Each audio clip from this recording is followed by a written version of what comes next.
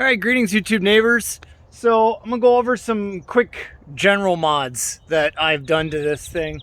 It's one of the best things about Polaris is, they've been around for so long that so many different companies make aftermarket products. And it's actually one of the things that got me really interested in this, because whatever you can think of, you can get. So as I ordered the machine, I did get the roof rack. The reason I went for that is actually it's a really nice place just to sit the chainsaw down. So many times when you're out on the trails, instead of having the chainsaw behind you in the back, it's actually more convenient to get up in front of you, because you can drive up to your work site, yank the chainsaw off, do a little bit of cutting, whatever you need, throw the wood in the back or throw it off the side of the trail. Works great. And then you can also buy these extra Rhino mount clips. So that's how I keep these shears in here, and I actually leave these in there full time to just do some trail maintenance, or every once in a while I'll run into a piece of old barbed wire I want to cut and get out of the way. So yeah, it's something I really recommend. The other one, it's hard to show off when I'm doing the video, but you can see these little orange bulbs, and that is actually they call it a road legal kit. Depending on your state determines whether you need to do that or not, but it comes with a horn, and so it all runs off the column. Now you can see it's just a simple, and then you also get hazards and then beep for a horn. So if I had the keys in, I could get the horn to work. But it's a really nice thing if you end up driving through town, that you can communicate with other people quickly. And honestly, a horn in the right situation could seriously save you some serious heartache just to get somebody's attention. Another one, it's harder to see under here, is there it is, the Grizztech Panels. So this is to cover my radiator, to make sure that rocks and things like that, and you'll see I got a little bit of corn stalk in here from running around the mud. Make sure nothing gets up in there. So it goes on both sides. It also covers the battery back here. On an XP, the gas tank is already covered by a steel plate. These are just carbon fiber plates. Really great, worked out well. No issues with that. Another small thing, lights on a four-wheeler are always challenging. So you can get this from Super ATV, and it also wires directly into your street legal kit, but then you have a lit license plate sign. It's also nice just to have lighting back here. Works out really well. Another one, I found this on Amazon. You'll see this hitch is a combo hitch. So it has a pin. So if you want to pull a spreader, which is what I do with it, 2-inch ball, one of the most universal balls, or an easy place to hook a tow cable. So it's nice. It's kind of a one and done hitch for an ATV. I really like it. I think I'd recommend it to just about anybody, because no matter what you're doing, this thing is going to help you out. And also nice that the ball sits up higher, so it's more at that truck level height, so you don't get that ATV drop when you're putting the tongue down on something. So that was another one of the things that I've already gotten some use out of. I pull the sled with this thing quite a bit. All right, we're gonna go into the cab. Actually, first, these mirrors. So these mirrors are set up. They're actually made for a Ranger. There's a piece here that'll clip around the tubing, but it needs perfectly circular tubing. And on a General, it's not circular. That's meant for the windshield can actually sit in the frame. So what I did is I bolted straight through the door there. We'll go to the inside so you can see it. I just found some washers, and I Loctited them on, and bam, away we went. And I've had to tighten these things up, and you'll see, there's a lot of surface area, so when you're going 60 miles an hour, they'll actually hold their position. I haven't gone faster than 60 when I've had them in, but they work really great, and they haven't backed out or anything. So the Loctite worked, and it's super nice to have these side mirrors, because you're so long. I'm gonna adjust it's nice to get that big mirror looking behind you, because then I also have it on that side as well. Another modification I did was this ram mount you see here. And so that is just to hold my phone. I bolted that through the dash, and then I tighten it up, and then these are just little clamps to stick my phone in.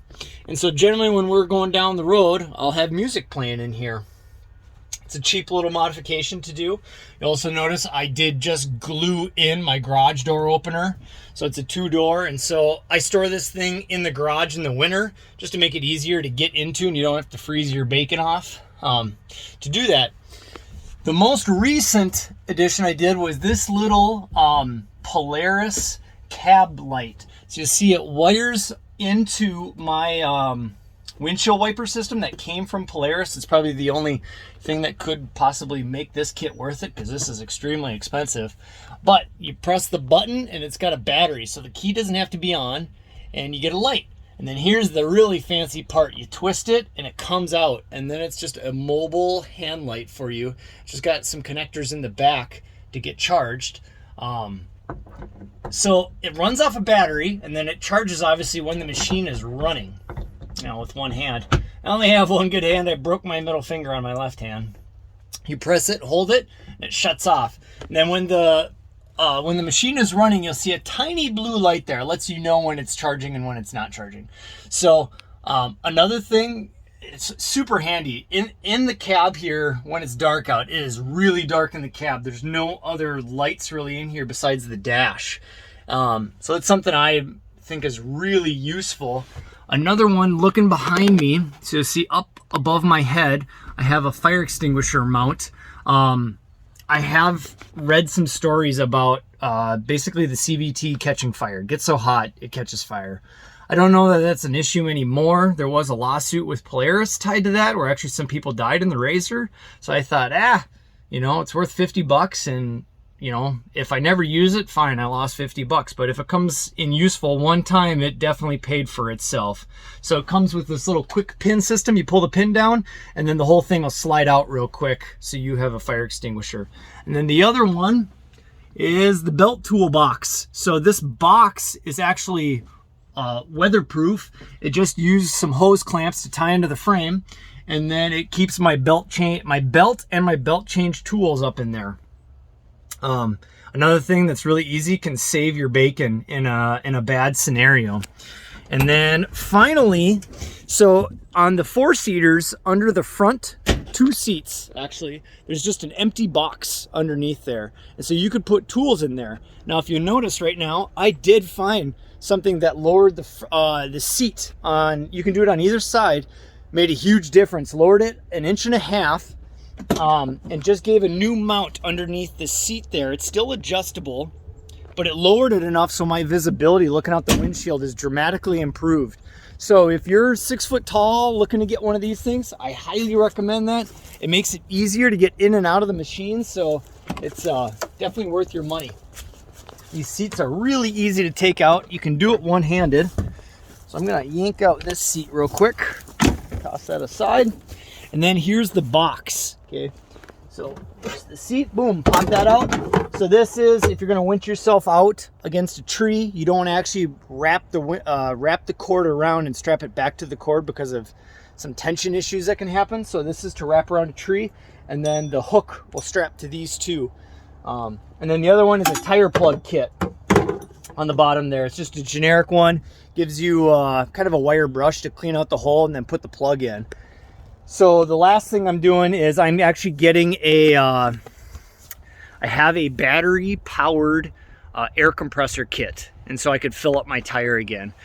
Why I'm going that route instead of carrying a spare tire, because that battery compressor unit only weighs, I don't know, maybe 10 pounds tops, where a whole new tire will weigh 20 to 30 pounds. It also is very expensive to do, where that, you know, battery powered air compressor is a lot easier. So I just throw that back in the seat behind the driver's seat, because nobody's generally sitting there. It's actually usually my tool holding spot. So that's pretty much it for the modifications to this thing. I do have a couple more things I do want to add. I do want to add more lights, get some cube lights for off in the side for when you're traveling in the dark. I haven't got there yet. And then kind of the big improvements, you know, a clutch kit with a new chip, and then 32-inch tires, which honestly I'll probably prioritize the 32-inch tires first, because this machine sees a lot of mud and it's really wet around here. It's been doing great. I've actually tried to get it stuck once, and we made it out all by ourselves. So that was pretty nice. I haven't had to use that winch yet.